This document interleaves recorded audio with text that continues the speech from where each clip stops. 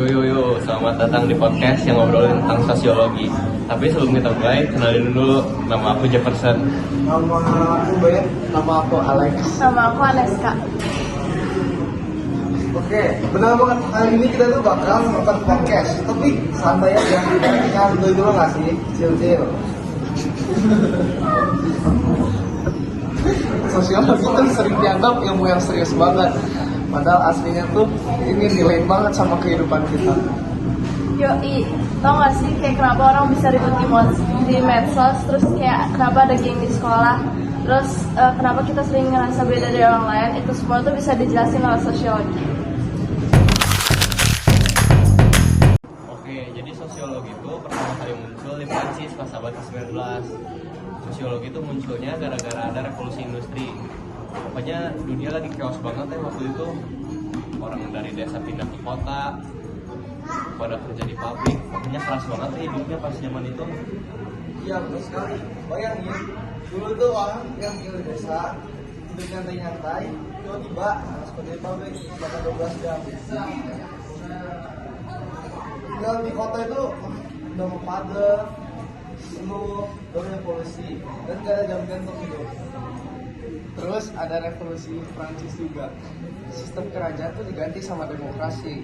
Terus orang-orang mulai mikir, kok bisa ya masyarakat berubah segila ini? Nah, dari situ muncul tokoh bernama Auguste Comte. Dia tuh yang pertama kali nyebut istilah sosiologi. Katanya masyarakat tuh bisa dipelajari kayak ilmu fisika, ada pola dan ada hukum sosial. Nah, Comte tuh pengen ilmu sosiologi ini teh biar bisa jadi ngebantu manusia hidup lebih tertata lagi. Tapi yang makin kesini masalah sosial dan hukumnya semakin rumit.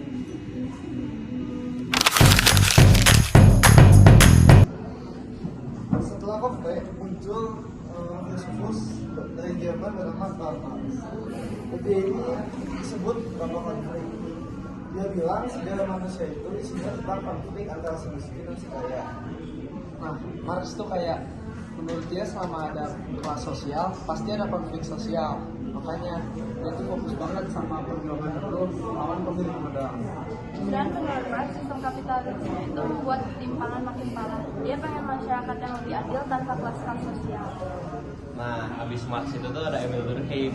Emil Durkheim itu lebih chill. Dia percaya tuh kalau masyarakat itu di dalam masyarakat ada yang namanya tuh lem sosial yang bikin masyarakat itu nyatu gitu. Lem sosial tuh kayak agama, budaya, sama tradisi gitu. Nah ya, Durkheim itu suka mulai hal tentang bunuh diri. Dia bilang itu bukan cuma soal pribadi, tapi tentang keterikatan sosial. Jangan lupa juga sama Max Weber. Dia tuh selalu mikirnya tuh dari sisi individualnya. Menurut dia, kita tuh harus ngerti kayak kenapa orang ngelakuin tindakan sesuatu atau kayak motivasi untuk melakukan tindakan sosial. Weber juga bahas soal biokrasi, rasionalisasi, dan bagaimana cara agama mengatur cara kerja orang. Dia tuh detail banget. Nah, masuk abad ke-20 itu sosiologi jadi makin luas cakupannya. Di Amerika, sosiologi itu dipakai buat menganalisis masalah sosial, diskriminasi, banyak deh pokoknya.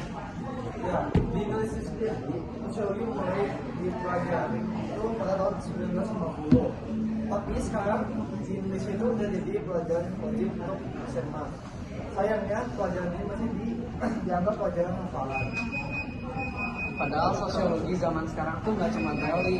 Kita tuh bisa manfaatin sosiologi untuk ngertiin kayak kenapa sih orang tuh suka flexing di medsos, atau kayak kenapa sih kita tuh gampang terpengaruh sama tren gitu. Contohnya fenomena FOMO, fear of missing out, itu bisa dijelasin lewat teori interaksi sosial. Kita pengen diakui, pengen jadi bagian dari kelompok. Atau ada juga soal toxic productivity. Orang tuh bisa kerja sampai burnout gara-gara dia tuh terobsesi sama suatu kata yang namanya sukses. Sosiologi itu bikin kita sadar yang menjawab nama itu terbuat dari kebiasaan pada masyarakat.